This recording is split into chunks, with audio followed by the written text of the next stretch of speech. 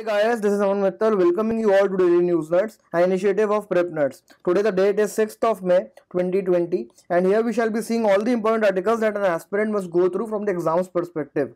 आज हमारे पास हिंदू में नियर अबाउट 13 आर्टिकल्स हैं गाइस एंड इंडियन एक्सप्रेस में हमारे पास नियर अबाउट 2 आर्टिकल्स हैं.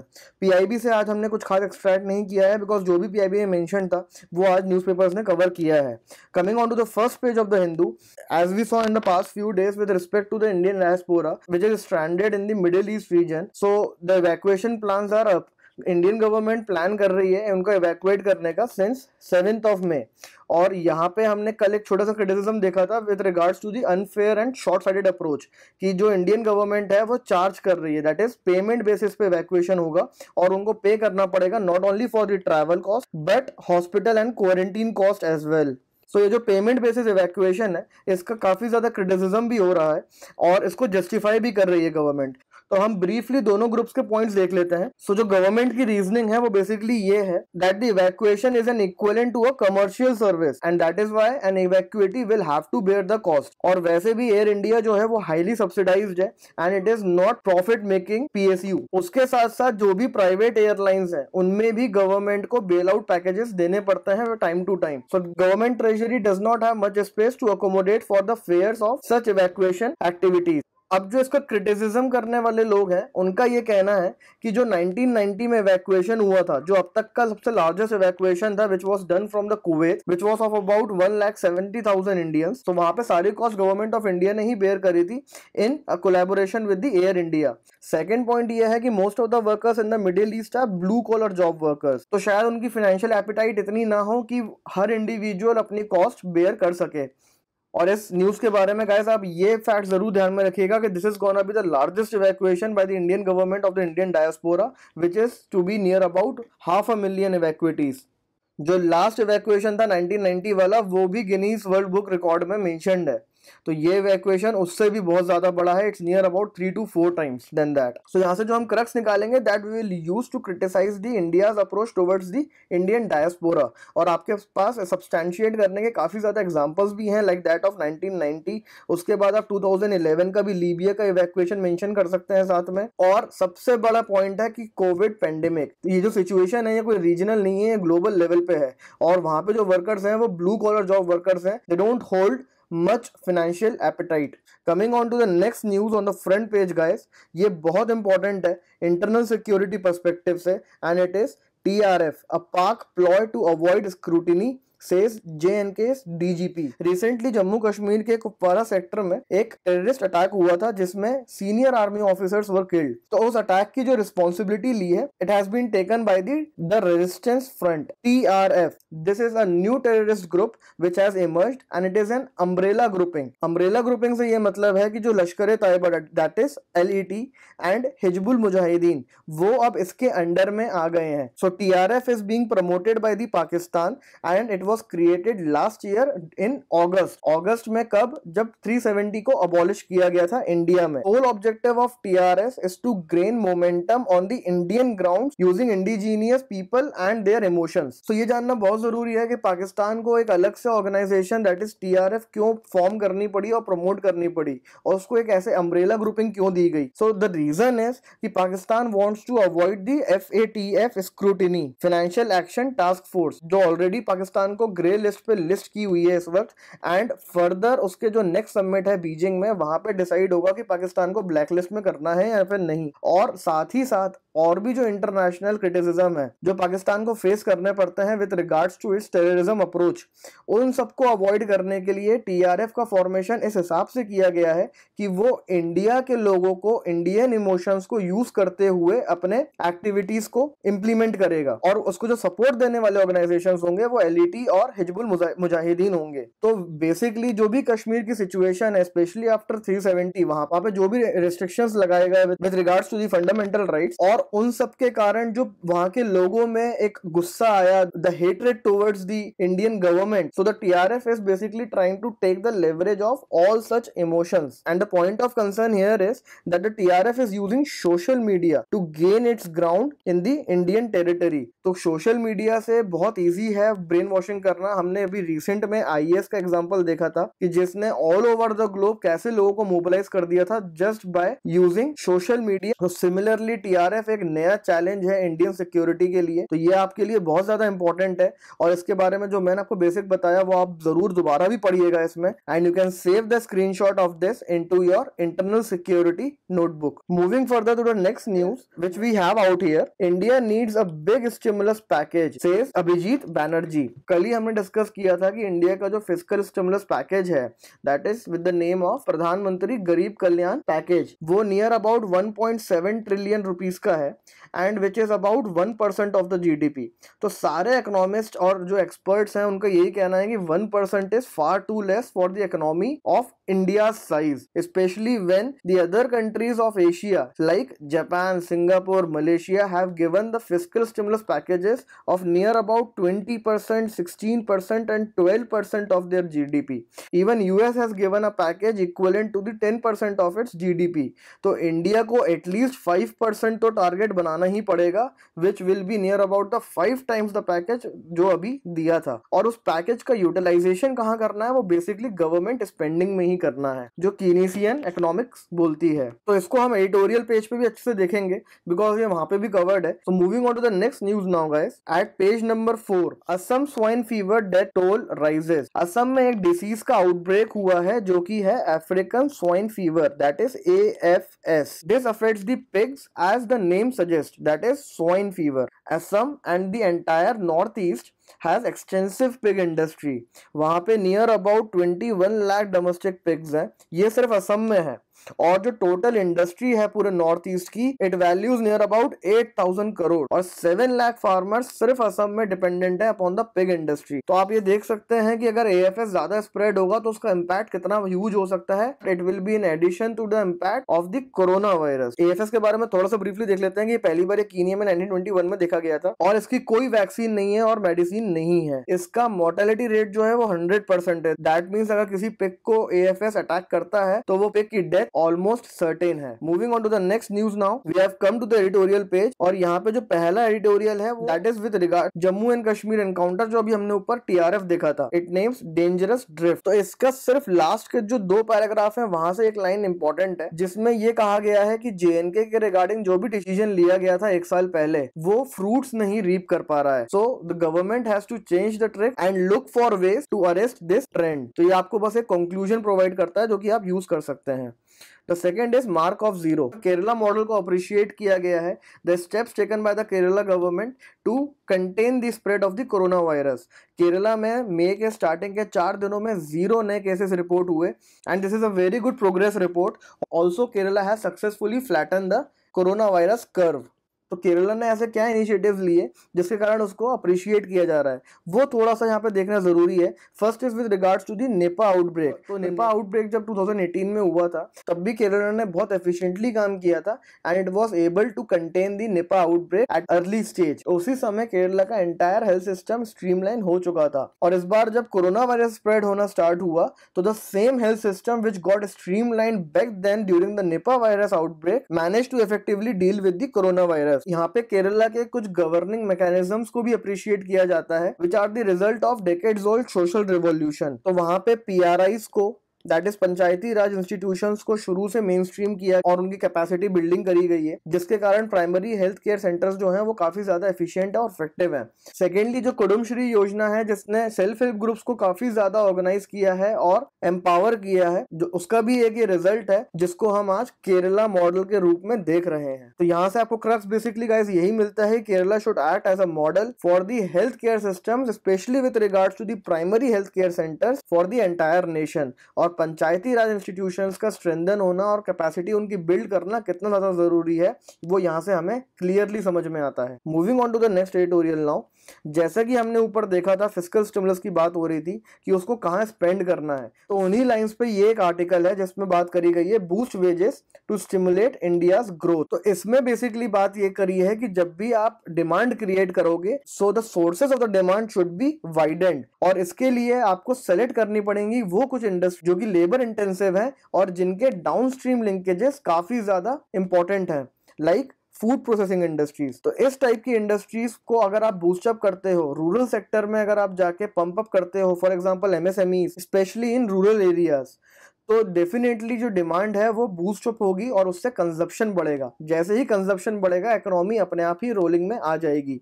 And the same idea was given by the John Maynard Keynes during the Great Depression of 1930s, जिसके कारण गोल्डन एज ऑफ कैपिटलिज्म आया post the World War 2, जिसमें यह देखा गया कि real wages keep rising if the infusion of the money is done to satisfy the basic needs of the working class. Second बात जो इस आर्टिकल में करी है, दैट इज अबाउट एजिंग। जो डेवलप्ड नेशंस हैं, they are facing the emerging issues of aging, but the case is not with India as of। India के पास youth है और जो वर्किंग क्लास एज ग्रुप है इंडिया का वो काफी ज्यादा ब्रॉड है।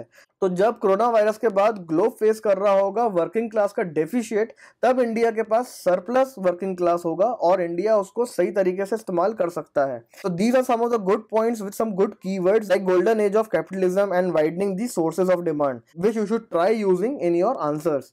Moving forward to the next article on the editorial page, it's time for a virtual judiciary। इसमें बेसिकली ये बात करी गई है कि कैसे जुडिशरी को with gradual passage of time virtual ही शिफ्ट कर दिया जाए, especially in certain matters like the matters of tax. Economic survey ने 2019-20 में एक सेपरेट चैप्टर डेडिकेट करा था with regards to the pendency of cases in the Indian judiciary, और उसमें उसने एग्जिस्टिंग स्ट्रक्चर को एक्सपैंड और एनहांस करने की बात करी थी। बट ये आर्टिकल ये बोलता है कि एग्जिस्टिंग स्ट्रक्चर ऑलरेडी जो है वो ही यूटिलाइज नहीं हो रहा है, तो उसको आप और क्या एक्सपैंड करोगे और एनहांस करोगे। तो जो एग्जिस्टिंग स्ट्रक्चर है shift to the virtual courts, उसके कुछ फायदे इस आर्टिकल में उन्होंने शॉर्ट में बताए हैं, वो हम देख लेते हैं।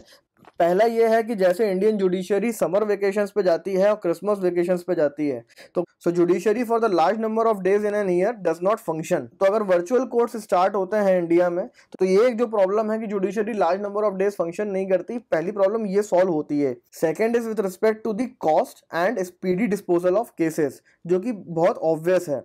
So this is a kind of suggestion which definitely must be deliberated by the policy makers and the members of the Indian judiciary so as to shift, if not the entire judiciary, then certainly a part of it like tribunals. Then page number 8 पे guys again TRF वाला news. आप इस news को जो front page पे news है उसके साथ कंबाइन करके पढ़िएगा। जो मैंने आपको ब्रीफिंग दी है वो मैंने आपको दोनों को कंबाइन करके ही दी है, तो आप इन दोनों को साथ में ही सेव करिएगा अपने इंटरनल सिक्योरिटी के फोल्डर में। सिमिलरली गाइस जो पेज नंबर 10 पे 3 न्यूज हैं with regards to the evacuation, like center sets rules for bringing back Indians, fair will put evacuees in a tough spot and ships on way to Maldives and UAE। ये सब मैंने आपको front page पे ही discuss करके बता दिया है in brief में। एक चीज एडिशन यहाँ पे ये है कि इंडियन नेवी ने एक ऑपरेशन लॉन्च करा है समुद्र सेतु। तो ये समुद्र सेतु प्रीलिम्स पॉइंट ऑफ व्यू से बस इंपॉर्टेंट है कि आपको ये नाम याद होना चाहिए कि इंडियन नेवी ने ऑपरेशन लॉन्च करा था और इंडिया के जो शिप्स हैं जलसवा एंड मगर वो माले गए हैं to repatriate the stranded Indian citizens. Coming on to the 11th page of the Hindu, यहाँ पे एक न्यूज है कि Delhi teen detained in the Instagram chat case. Now for most of you it would be a surprise कि आज हमने ये news select क्यों करी, बट यहाँ से हम एक बहुत अच्छा एग्जांपल एक्सट्रैक्ट कर सके हैं which is about the growing instincts of violence among the teenagers and the children. तो इस एग्जाम्पल को आप कोट करते हुए दो चीजें बता सकते हैं। First, growing violence among the children, and the second is the use of social media and its impact on children। तो इन दो पॉइंट्स को सब्सटैंशिएट करने के लिए ये न्यूज़ आपके बहुत काम में आएगी। और यहाँ पे एक और चीज़ मेंशन्ड है कि there are no clear laws for many of such instances as mentioned here, क्योंकि इंडिया में साइबर बुलिंग को लेके कोई भी स्पेसिफिक लॉ नहीं है। हमारे यहाँ जो भी प्रोसिक्यूशंस वगैरह होते हैं वो आईटी एक्ट 2000 के अंदर में ही होते हैं, तो सेपरेट एक्ट कोई नहीं है। और ये इंसिडेंट्स हमें मजबूर करते हैं to think about many aspects ranging from the behavioral changes among the children, role of parents, to enacting laws which can prevent and punish such crimes। Now we come to the page number 14, that is the world region, और यहाँ पे हमारे पास दो news हैं। First is China launches new rocket spacecraft. तो China ने एक नया प्रोटोटाइप स्पेसक्राफ्ट बनाया है जिसका नाम है लॉन्ग मार्च 5B, और its basic objective is to operate a permanent space station number 1 and send astronauts to the moon. As you know that United States अभी तक सिर्फ एक लौती कंट्री है जिसने मून पे एस्ट्रोनॉट्स भेजे हैं। तो अगर चाइना सक्सेसफुल हो जाता है तो China will be the second country after US to do so. China ने इसके पहले भी अटेम्प्ट्स किए थे, लाइक बाय लॉन्चिंग मार्च 3B7 है, बट वो फेलियर थे। तो March B is an attempt after such failures. तो Long March B that is the keyword, ये आपको पता होना चाहिए, और ये थोड़ा सा बेसिक पता होना चाहिए कि ये चाइना का स्पेसक्राफ्ट है which is aiming to send the astronauts to the moon. Second जो एक न्यूज है वो इकोनॉमिक पर्सपेक्टिव से काफी ज्यादा इंपॉर्टेंट है। It says that amid high inflation Iran to get a new currency. Iran ने एक लॉ पास किया है जिसके थ्रू अपनी करंट करेंसी रियाल को रिप्लेस करेगा तोमान से। तो ऐसा क्यों हो रहा है ये हम ब्रीफ में देख लेते हैं। Since the imposition of sanctions by the US due to its disagreement with the nuclear agreement, जो कि JCPOA that is joint comprehensive plan of action, ये वो एग्रीमेंट है जो 2015 में साइन हुआ था बिटवीन दी P5+1 कंट्रीज। 1 जो है वो जर्मनी है और P5 जो है वो परमानेंट मेंबर्स हैं यूएन के। बट यूएस एडमिनिस्ट्रेशन ने in the leadership of Trump withdraw कर लिया इस एग्रीमेंट से, और उसके बाद ईरान पे सैंक्शंस लगा दिए because they wanted Iran to agree to some other conditions as well, जो कि ईरान ने रिफ्यूज कर दिया। तो उन सैंक्शंस के कारण ईरान में काफी ज्यादा इन्फ्लेशन हुआ, उसकी जो करेंसी है रियाल, उसकी वैल्यू काफी ज्यादा डिप्रिशिएट हो गई। इट डिप्रिशिएटेड नियर अबाउट 60%, और अभी at present $1 is equivalent to 1,56,000 rials. तो वहां पे आप देख सकते हैं कि इन्फ्लेशन कितना ज्यादा है। वहां पे किसी को भी अगर कुछ शॉपिंग करनी होती है या बाहर से, तो वहां पे अगर किसी को भी कैश में कुछ ट्रेड करना होता है तो बहुत ज्यादा डिफिकल्ट होता है इतना ज्यादा कैश लेके जाना। So this new move will make toman the new currency by replacing the rial, और इसकी वैल्यू ईरान ने ये डिसाइड करी है कि एक toman will be equivalent to 10,000 rials. तो करंट करेंसी से ईरान ने बेसिकली 4 जीरोस को एलिमिनेट कर दिया और सिर्फ 1 छोड़ा है। बट एक्सपर्ट्स का इसमें ये ओपिनियन है कि ये सिर्फ एक कॉस्मेटिक विंडो ड्रेसिंग एक्सरसाइज है, बिकॉज अनटिल अनलेस आप अपनी इकोनॉमी नहीं इंप्रूव करते तो करेंसी चेंज करने से कुछ फर्क नहीं पड़ेगा।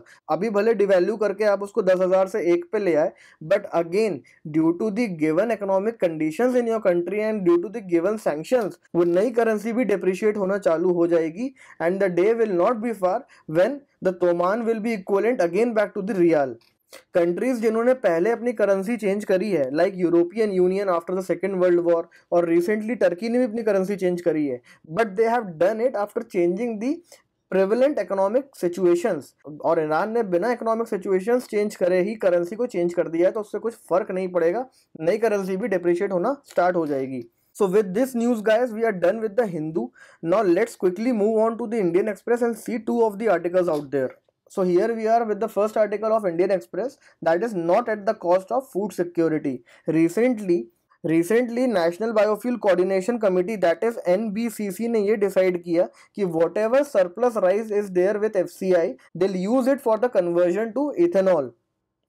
तो जो सरप्लस राइस एफसीआई के पास है उसको कन्वर्ट करके एथेनॉल बनाएंगे, ऐसा एनबीसीसी ने डिसाइड किया। NBCC is the apex planning committee for all the decisions with regards to the national biofuel policy 2018।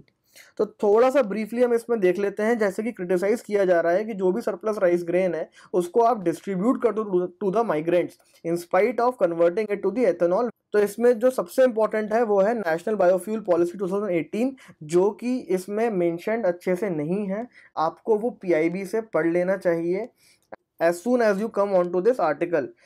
तो यहाँ पे बेसिकली थोड़ी सी ये बात करी गई है कि 2009 में जो इंडिया की फर्स्ट पॉलिसी थी on biofuels, that is the national policy on biofuels, उसमें नॉन फूड रिसोर्सेज से इथेनॉल बनाने पे ही स्ट्रेस दिया जाता था और फूड रिसोर्सेज को अवॉइड किया जाता था। बट 2018 की जो पॉलिसी आई उसने 2 कंडीशंस लगा दी। पहली ये थी कि food which is unfit for human consumption that can be used for the production of ethanol. Second, उसने ये बोला कि जब भी एक्सेस राइस अवेलेबल होगा, specially in the bounty crop year, मतलब जब भी मॉनसून अच्छा हुआ और राइस अवेलेबल सरप्लस में रहा, तो with the permission of NBCC उस सरप्लस क्वांटिटी को इथेनॉल कन्वर्जन में यूज कर सकते हैं। अभी जो रिसेंट में ऑर्डर रिलीज हुआ है वो ये सेकंड कंडीशन के रिस्पेक्ट में ही किया गया है। सो आप इस आर्टिकल को एक क्विक रीड दीजिएगा और नेशनल बायोफ्यूल पॉलिसी 2018 पीआईबी से जरूर पढ़िएगा। And here we come to our last article of the day and the most important article of the day, why are MSMEs worst hit. इसमें basically MSMEs की problems, data with regards to the MSMEs और उसके solutions सब कुछ mentioned है। तो ये article बहुत ज़्यादा इंपॉर्टेंट है as it is very much comprehensive and exhaustive. So इस आर्टिकल की स्टार्टिंग हो रही है कि how MSMEs are defined. MSMEs को डिफाइन इन्वेस्टमेंट के टर्म्स में किया जाता है, बट 2018 फरवरी में इसको चेंज करके एनुअल टर्नओवर कर दिया है, बट ये अभी तक एक्सेप्ट नहीं हुआ है फॉर्मली। सो जो डेफिनेशन पुरानी वाली है वही चल रही है। पुरानी वाली डेफिनेशन को बहुत ज़्यादा क्रिटिसाइज किया जाता है बिकॉज इन्वेस्टमेंट को असेस करना इतना ईजी नहीं है और इसके कारण प्रॉपरली एमएसएमईज को डिफाइन नहीं कर पाते हैं। तो जब डिफाइन ही नहीं कर पाएंगे तो बाद की चीज़ें कैसे होंगी। सो जो नई डेफिनेशन है based on the annual turnover, it needs to be accepted as soon as possible. Second data है with regards to the MSME जो कि बहुत इंपॉर्टेंट है and there will be many surprising facts for you guys. जैसे कि 51% of the MSMEs जो हैं वो रूरल इंडिया में है, पॉइंट नंबर 1। एंड जो एमएसएमई सेक्टर है it employees near about 11 crore people, लेकिन इसमें से 55% जो एम्प्लॉयमेंट है वो अर्बन एरियाज में है, मतलब अर्बन एमएसएमईज जनरेट करती हैं। Next fact is 99% of all the MSMEs micro category में होती हैं। एमएसएमईज की 3 कैटेगरीज होती हैं, माइक्रो, स्मॉल एंड मीडियम, जैसे कि नाम सजेस्ट करता है एमएस। तो इनकी नई एनुअल टर्नओवर डेफिनेशन जो है वो आप एक बार देख लीजिएगा बेसिक आइडिया के लिए। लाइक माइक्रो जो है वो 5 करोड़ से नीचे की होनी चाहिए टर्नओवर में, स्मॉल जो है वो 5 to 75 करोड़ के बीच में होनी चाहिए टर्नओवर्स में, और जो मीडियम है वो 250 करोड़ से टर्नओवर उसका कम होना चाहिए। तो ये फैक्ट के अकॉर्डिंग 99.5% एमएसएमईज जो हैं वो माइक्रो कैटेगरी में आती हैं, मतलब 5 करोड़ के टर्नओवर से कम टर्नओवर है उनका। और स्मॉल एंड मीडियम एंटरप्राइजेस जो हैं वो लार्जली अर्बन इंडिया में है। 66% of all MSMEs are owned by the people belonging to SC, ST and OBC communities. 80% are owned by the male, 20% by female. और इंडिया में 7 states account for the 50% of all the MSMEs, जिसमें से उत्तर प्रदेश अकेला 14% MSMEs account करता है। तो ये जो कुछ फैक्ट्स हैं ये आपको बहुत हेल्प करेगा आंसर्स में और इंटरव्यूज में आपको अपनी बात को सब्सटैंशिएट करने में। अब हम प्रॉब्लम्स के बारे में बात करते हैं जो एमएसएमईज जनरली फेस करते हैं। So the basic problems are कि वो रजिस्टर्ड नहीं है, they are too small to get registered. जैसे कि हमने देखा कि 99.5% माइक्रो कैटेगरी में आती हैं, जिससे इनको कोई भी टैक्स नहीं भरना पड़ता, कोई भी अकाउंट्स नहीं मेंटेन करने पड़ते, इन पे लेबर लॉज अप्लाई नहीं होते। तो इन सब चीज़ों को अवॉइड करने के लिए ये खुद भी रजिस्टर नहीं होती हैं और गवर्नमेंट भी इनको रजिस्टर नहीं कर पाती है just because they are too small to get registered. Second problem is with regards to the financing. Formal banking system in India caters to only about 33% of MSMEs, मतलब most of the MSMEs, near about 2/3 of the MSMEs जो हैं वो informal sources से loans लेती हैं, finances अपने generate करती हैं। तो लोन तो उन्होंने नॉर्मल बैंकिंग सिस्टम से लिया नहीं है कि उनके लोन्स को आप सब्सिडाइज कर दोगे या इंटरेस्ट वेव ऑफ कर दोगे। लोन मोस्टली जो है 2/3 केसेस में स्पेशली वो इनफॉर्मल है। तो इस केस में एमएसएमईज को हेल्प आउट करना बहुत ज्यादा मुश्किल है। जो नेक्स्ट प्रॉब्लम है that is delays in the payment, और यहाँ पे डिले दोनों एंड से होता है, that is from the end of the buyers जो कंज्यूम करते हैं एमएसएमईज का final product, and from the end of the government जो जीएसटी का रिफंड टाइमली जनरेट नहीं करते हैं, और MSMEs face the problem of funds. Then corona virus ने कैसे और ज्यादा डिटोरिएट किया है एमएसएमईज को, वो थोड़ा सा देख लेते हैं कि उनके रेवेन्यूज जो है वो डिक्लाइनिंग पहले ही हो रहे थे और ज्यादा हो गए हैं, और कैपेसिटी यूटिलाइजेशन उनका ग्रेटली अफेक्ट हुआ है। सिर्फ 7% एमएसएमईज ने ये कहा था कि 3 months तक हम सस्टेन कर सकते हैं with the available cash that we have, not more than that. तो 93% एमएसएमईज जो हैं वो अपेरेंटली इस वक्त फंक्शन नहीं कर रही होंगी। अब इस केस में गवर्नमेंट या आरबीआई क्या कर सकती है? तो बेसिकली ऑप्शंस ये हैं कि आप टैक्स रिलीफ प्रोवाइड कर दो, जीएसटी के रिफंड्स जो हैं वो आप टाइमली जनरेट कर दो, और रूरल इंडिया में आप स्पेंडिंग ज़्यादा करो ताकि लोगों के हाथ में पैसा आए और कंजम्पशन बढ़े। जब कंजम्पशन बढ़ेगा तो एमएसएमईज अपने आप फंक्शन करना चालू कर देंगी। So with this article guys we are done with the daily news nuts of the day, and we expect you to post your comments, queries, suggestions in the comment box given below. Do like, subscribe our video guys, and keep learning. Thank you.